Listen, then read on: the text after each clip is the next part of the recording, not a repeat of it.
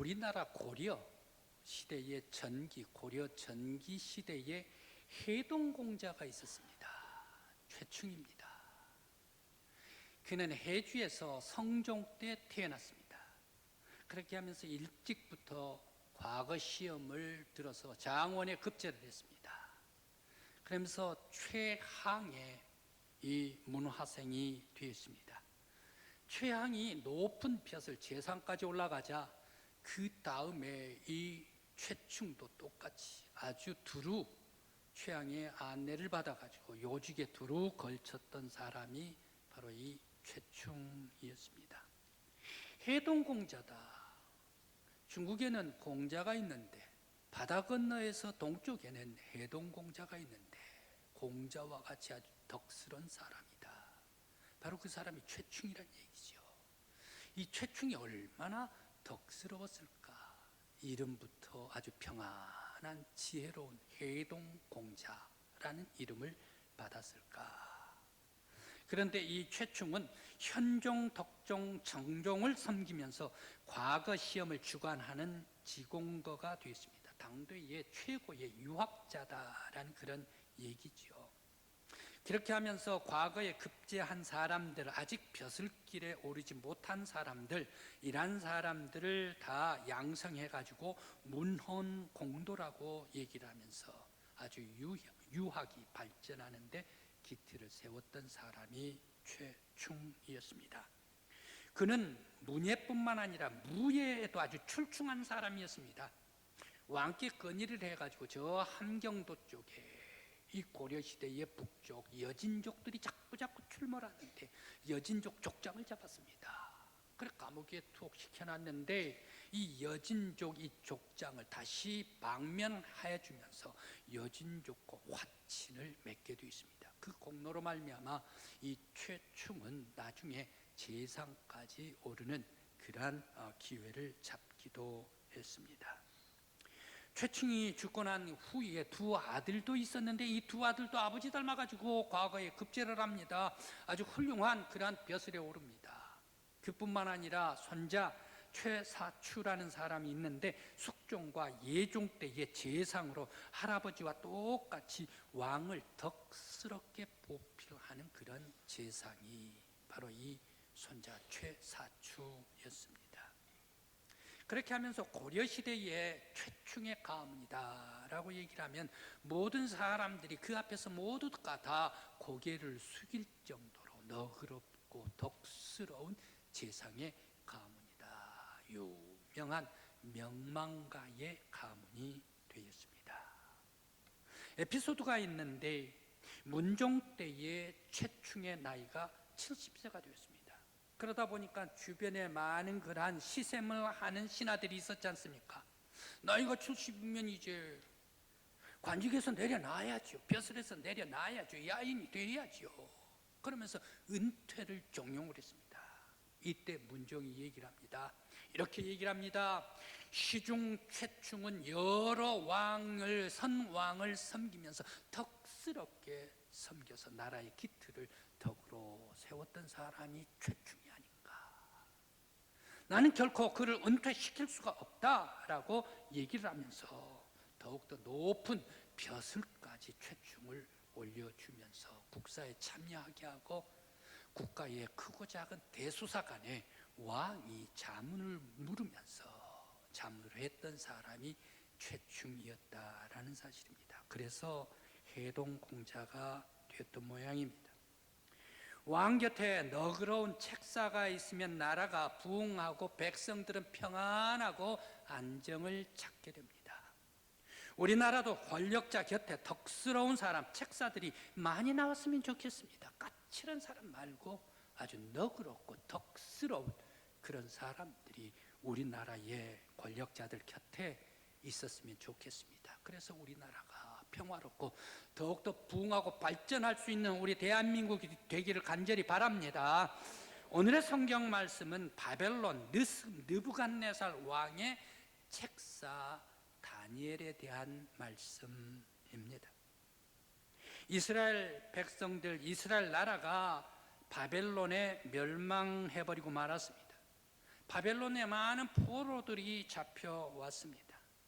바벨론에 포로로 잡혀와 가지고 포로의 생활을 하다가 보니까 마치 가을에 잎이 다 떨어져 가지고 겨울에 스산한 바람이 나무 홀로 서 있어 가지고 쓸쓸하고 차가운 생활이, 고통스러운 생활이 포로 생활이었습니다. 예루살렘에 지혜롭고 똑똑한 사람들 다 잡아왔습니다. 포로로 잡아올 때에 비실비실한 사람 잡아옵니까? 똑똑한 사람 잡아옵니까? 비실비실한 사람 필요가 없어요. 아주 똑똑하고 지혜로운 사람은 다 잡아갔습니다. 그 속에 다니엘이 있습니다. 젊은 다니엘, 그리고 또 다니엘의 젊은 친구들, 하나냐, 미사엘, 아샤라, 이 세 사람도 함께 포로로 잡혀갔는데 그들도 스스로하고 외롭기는 마찬가지였습니다. 그런데 다니엘에게 놀라운 은총의 빛이 감싸 주었습니다. 과연 이 다니엘을 감싸 주었던 이 은총의 빛이 무엇인지 오늘 말씀을 생각하면서 우리들도 다니엘의 은총의 빛이 우리 강국교회 믿음의 성도들도 감싸 주시기를 간절히 기원합니다. 오늘 성경 말씀 46절 말씀에 왜 느부갓네살 왕은 포로 다니엘에게 엎드려 가지고 절을 했을까? 46절입니다. 그러면서 절을 하면서 향품과 값진 선물을 주었습니다. 다니엘은 포로 아닙니까? 느부갓네살 왕은 왕 중의 왕 아닙니까? 왕이 납작 엎드려 가지고 포로한테 절을 할 수가 있겠는가? 있을 수가 없지 않습니까? 그런데 오늘 말씀에 엎드려서 절을 하고 있다라고 말하고 있습니다. 다니엘 하찮은 노예입니다. 그러면서 미소년입니다. 그런 미소년에게 엎드려 왜 절을 했을까? 말이 되지를 않습니다. 또 왜 느부갓네살 왕은 하나님을 이 세상 모든 신 중에 뛰어난 신이다라고 말하면서 왕들 중에 모든 왕의 주제의 왕이다라고 하나님께 칭송을 하며 영광을 돌렸을까? 이 바벨론 느부갓네살 왕 그 당시의 신은 마르둑 신 아닙니까? 이 마르둑 신은 메소포타미아 고 바벨론 왕조 때부터 내려오는 신이 마르둑 신입니다. 자기들의 신입니다. 그러면서 여러분들이 잘 알고 계시는 하무라비 왕 때에도 이 마르둑 신에게 신을 섬겼던 나라가 바벨론 아닙니까? 특히 느부갓네살 이름입니다. 느부란 말의 뜻이 있답니다. 지혜롭다라는 그런 뜻이랍니다.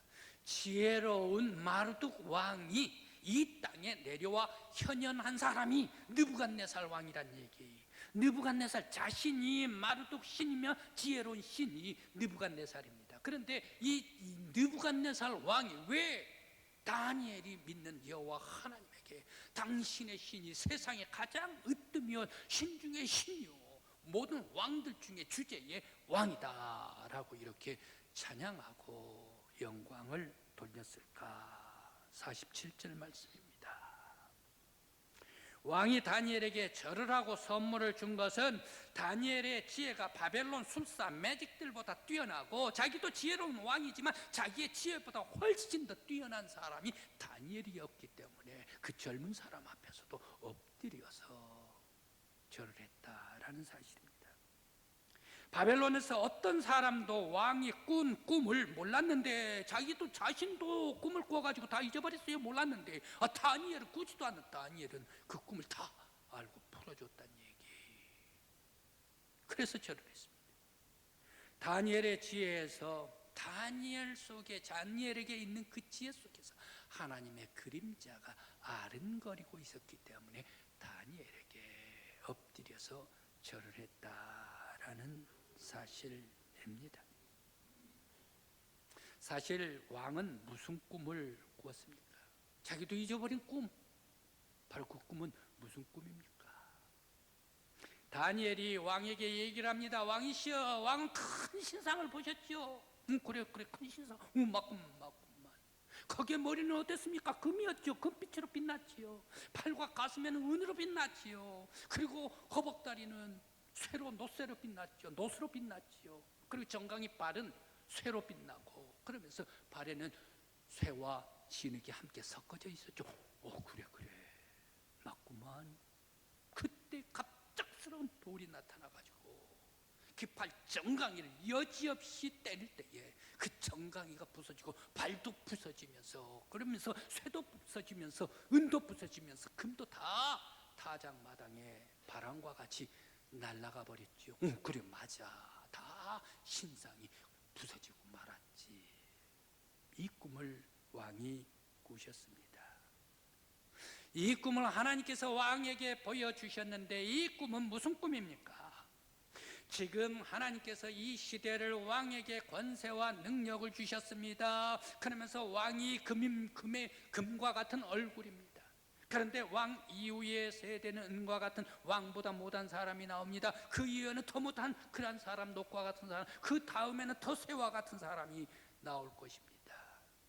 그러면서 쇠와 진흙이 영원히 섞이지를 못한 것과 같이 그들 나라가 섞이지를 못할 때에 하나님께서 결코 망하지 아니한 나라를 하나로 세워 주시되 영원히 세워 주실 것입니다 라고 해석을 해주었습니다. 다니엘은 왕이 꾸는 꿈을 하나님께서 내게 보이셨기 때문에 왕에게 저가 해몽을 해줄 수가 있고 풀어줄 수가 있습니다 라고 풀어줄 때에 느부갓네살 왕은 하나님을 모든 신 중에 신이요 모든 왕의 주제로다라고 찬양을 했습니다. 느부갓네살 왕은 자기가 중요한 꿈을 꾸었는데 잊어버렸어요. 꿈을 꾸지도 않은 다니엘이 다 풀어줘요. 그 풀어준 하나님께서 다니엘에게 지혜를 주신 하나님께 영광을 돌리고 있습니다. 다니엘이 믿는 신이 신들 중에 참 신이요 왕들 중에 모든 것을 섭리하는 왕이다라고 하나님께 영광을 돌렸습니다. 그러면서 나라와 민족의 지금 나라와 먼 미래 장래까지도 다 깨닫게 해주신 하나님께 영광을 돌리고 찬양 올렸던 다니엘이었습니다. 하나님이 다니엘 왕에게 꿈을 준 것은 느부갓네살 왕에게 네가 이스라엘 백성들을 통치하고 너가 온 세상 온 우주를 통치하는 사람이 아니야. 이스라엘 백성을 통치하는 사람은 하나님이시오. 온 우주 백성들을 다 통치하시는 분은 전능하신 여호와 하나님이시다. 바로 이것을 깨닫게 해주시고 왕에게 경고해 주셨습니다. 뿐만 아니라 이 꿈속에서 하나님께서는 이스라엘 백성들과 다니엘에게 하나의 소망을 주셨습니다. 비록 너희들은 지금 포로로 잡혀가지고 예루살렘에서 멀리 수상궁까지 멀리 포로로 잡혀와가지고 괴롭고 힘들고 고통 속에 산다 하더라도 여호와 하나님께서는 내 백성을 한 번이라도 잃어버리지를 않았다. 우리 여호와 하나님은 여기까지 와가지고 이스라엘 모든 백성들을 지켜주시고 보호해주시고 사랑하고 계신다. 바로 이것을 다니엘을 통하여 이스라엘 백성에게 이 꿈을 통하여 깨닫게 해 주셨습니다. 그러면서 이스라엘 백성들 다니엘아 절망하지 말라, 실망하지 말라, 힘을 내라, 내가 너와 함께한다 라고 소망을 주셨습니다. 저의 바로 위에 형이 군대를 갔을 때에 군대 전방 수색대에 들어갔습니다. 철책 안으로 들어간다고 얘기를 하더구만요. 그래서 거기에 수색대로 들어갔는데 어머님께서는 형을 위해서 매일매일 기도하고 새벽 기도에 나가지고 기도하고 간구를 드립니다. 어쩌면 어머님께서 형과 같이 살 때보다 훨씬 더 형을 더 가까이 해서 품은 것과 같이 늘 생각하고 기도했던 어머님이셨습니다. 그러면서 전방에 수색대에 있을지라도 형을 향한 사랑이 더욱더 애틋한 어머님이셨습니다. 마찬가지로 고난을 당하고 있는 이스라엘 백성들을 향하여 한순간이라도 잊어버리지 않는 하나님이십니다. 바로 그 하나님께서 오늘 우리 강국교회 믿음의 성도들, 비록 내가 힘든다 하더라도, 고통스럽다 하더라도, 역경이 있다 하더라도, 슬픔이 있다 하더라도, 외로움이 있다 하더라도, 적적함이 있다 하더라도, 우리 여호와 하나님께서는 여러분들의 믿음과 여러분들의 기도를 잊어버리지 않을 줄 믿습니다. 가장 힘들 때 찾아와 주시고, 가장 어려울 때에 곁에서 힘을 주시고 일어나라 소망을 주시는 하나님이신 줄 믿습니다. 이사야서 41장 10절 말씀에 이렇게 말씀을 주십니다. 두려워하지 말라, 내가 너와 함께함이라. 놀라지 말라, 나는 내 하나님이라. 내가 너를 굳세게 하리라. 내가 참으로 너를 도와주리라. 참으로 나의 오른손으로 너를 붙들리라. 말씀 주십니다. 이 하나님께서 오늘 우리 강국교회 믿음의 성도들에게 힘을 주시고 능력을 주시고 소망을 주시기를 간절히 기원합니다. 성경의 책사들을 찾아보았습니다. 책사들이 더러들 많이 나타납니다. 요셉도 바로 임금의 책사입니다. 이사야도 히스기야 왕의 책사, 아사랴 히스기야 왕의 책사입니다. 그런데 이 책사들 중에 다윗 왕의 책사들 지혜자가 누구일까? 바로 아히도벨과 후세입니다. 아히도벨과 후세는 항상 나올 때 둘이 같이 나옵니다. 짝꿍입니다. 이 두 사람이 아주 다윗의 지략가, 정책을 세우는 지략가들이었습니다. 둘 다 다윗 임금님의 지략가로 뛰어난 사람이었는데 그들은 서로 많이 달랐습니다. 다른 길을 갔습니다. 먼저 아히도벨입니다. 다윗 땅도 아히도벨의 지략을 인정해버립니다. 마치 교과서와 같은 지략가가 아히도벨이다라고 성경에서 아히도벨의 지략을 칭찬을 하고 있습니다. 그런데 바로 이 아히도벨은 누구입니까? 다윗 임금님의 나중에 아내가 된 밧세바의 할아버지입니다. 그렇게 되는데 바로 이 아히도벨이 이제 다윗 임금님이 아들 압살롬에게 쫓겨납니다. 이제 다윗 임금님의 궁궐을 다 비워주고 급히 쫓겨나서 도망을 가고 있습니다. 몽진을 갑니다. 그때에 바로 이 압살롬이 다윗 임금님의 궁궐을 접수를 할 때에 아히도벨이 함께 들어옵니다. 아히도벨에게 얘기를 합니다. 압살롬이 너는 나를 도우라 라고 얘기를 합니다. 그때 이 아히도벨은 얘기를 합니다. 나는 다윗의 신하라 결코 도울 수가 없습니다. 거절해 버렸습니다.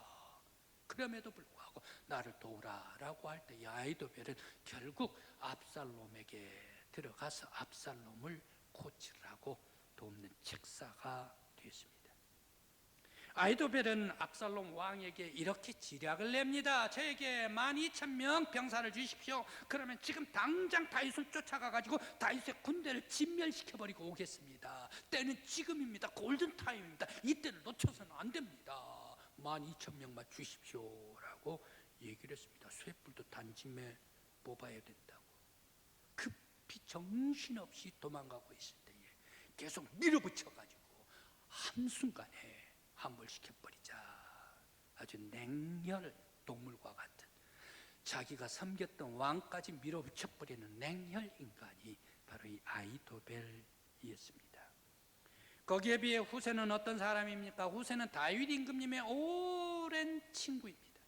그런데 이 아히도벨이 냉혈 동물이라면 후세는 너그러운 책사였습니다.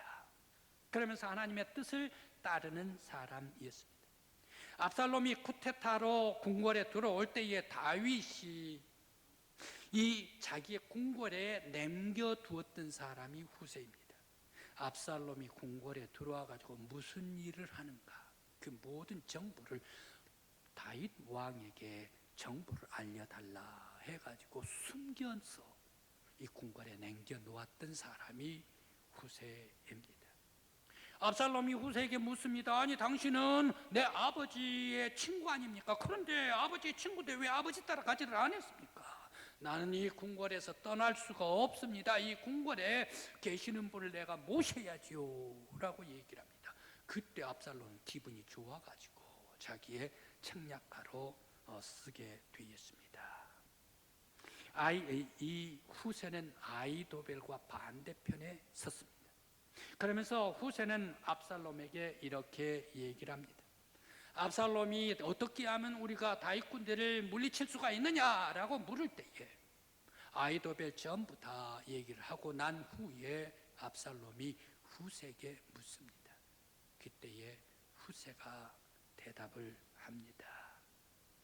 당신의 아버지 다윗 왕은 전쟁에 익숙한 사람입니다. 그리고 그의 군사들은 용맹스럽습니다. 그의 군인들은 마치 지금 암컷이 새끼를 빼앗긴 것과 같이 궁궐을 떠나가지고 아주 분에 차 있습니다. 격분하고 있습니다. 그리고 다윗 왕도 전쟁의 영웅이라는 것을 기억하셔야 됩니다. 당신 아버지 다윗은 당신 백성과 같이 함께 지금 잠자고 백성과 같이 살지를 않을 것입니다. 그는 영웅입니다. 지금 가가지고 어느 굴에 숨어 있는지 알 수가 없습니다. 어느 굴에 숨어가지고 우리들이 가서 치러 가면 거기에 역공을 해가지고 나올까 모릅니다. 그런 분이 당신의 아버지입니다 라고 얘기를 하면서 차라리 당신은 지금부터 이스라엘 백성들의 마음을 사시기 바랍니다. 제일 아래 단부터 제일 북쪽, 제일 아래 브엘세바에부터 제일 북쪽 단까지 이스라엘 모든 백성들의 마음을 사시기를 바랍니다. 그렇게 해서 마음을 사가지고 군대를 모집할 때 많은 군인들이 모일 때에 바로 그 많은 군대를 가지고서 이제 다윗을 공격을 하고 다윗의 군대를 공격하더라도 늦지는 않습니다. 그때에 다윗이 어느 성에 숨어 있다면 많은 군대를 통해 가지고 강에 물을 끌어들여 가지고 그 성에 물을 집어넣어 가지고 다윗의 군대를 수장시켜 버리면 될 것 아닙니까? 라고 압살롬에게 지략을 얘기를 했습니다. 바로 이 지략은 무슨 지략입니까? 압살롬을 위한 지략이 아니라 다윗을 위한 지략입니다. 어서 도망가라, 빨리 요단 건너가라 해서 지연 작전을 쓰면서 압살롬에게 얘기했던 후세였습니다. 이제 압살롬은 두 사람의 지략을 이제 다 듣고 채택을 합니다. 채택을 하는데 누구의 지략이 월등한 지략이었습니까? 아히도벨의 지략이 월등한 지략이었습니다. 그것을 채택을 해야 됩니다. 그럼에도 불구하고 후세의 지략을 채택을 해버리고 맙니다. 바로 그 이유는 하나님께서 압살롬에게 이것을 택하게 한 것은 압살롬을 없애버리려고 하는 그런 하나님께서 역사했기 때문이다 라고 성경에서는 말하고 있습니다. 이제야 후세한테 아히도벨이 져버리고 말았지 않습니까? 자기가 채택이 되지를 않았지 않습니까? 이럴 수가 있나? 분이 나와가지고 도저히 압살롬을 받들 수가 없다, 궁궐에 있을 수가 없다 해가지고 낙향해버리고 맙니다. 그러면서 아히도벨은 낙향해가지고 자기 스스로 죽어버리고 맙니다. 바로 이런 사람이 아히도벨이었습니다. 반면에 후세는 너그러운 지략가였습니다. 덕스러운 지략가. 항상 하나님의 뜻을 따르면서 하나님의 길이 어딘지 바로 그것을 잘 안내해서 인도해 주었던 사람이 책략가 후세였다라는 사실입니다. 우리나라의 권력자들 주변에도 하나님께서 감동해 주신 책사들이 많이 나타나기를 간절히 기원합니다. 하나님께서 감동해 주신 책사들이 많이 나와야 할 줄 믿습니다. 그래서 하나님의 뜻대로 섬기고 받들 때 백성을 위하는 그러한 사람들이 나올 수가 있습니다. 그래서 나라가 평온해지고 부흥해지고 나아가 남북까지 화해하고 한반도가 화해할 수 있는 우리 대한민국이 되기를 바랍니다. 다니엘이 바벨론 이방 문화를 거부하고 하나님을 섬길 때에 하나님께서 다니엘을 감동시켜 주시고 이방 나라에서 그가 하나님께 영광을 돌려드리며 이방 나라의 왕의 책사가 되었습니다. 그러면서 이방나라 왕, 그 큰 다니엘 왕마저도 하나님께 영광 돌릴 수 있도록 길을 열었던 사람이 바로 이 다니엘, 느부갓네살의 책사였습니다. 그리고 이스라엘의 많은 포로들, 백성들에게는 하나님의 위로를 전했던 사람이 다니엘이었습니다. 오늘 이제 우리 성도 여러분, 여러분들 다니엘과 같은 너그러운 하나님의 사람, 하나님의 신에 감동된 우리 강국교회 성도들이 되시길 간절히 기원합니다. 함께 같은 시대에 같은 교회에 왜 우리를 보고 다니게 했는가?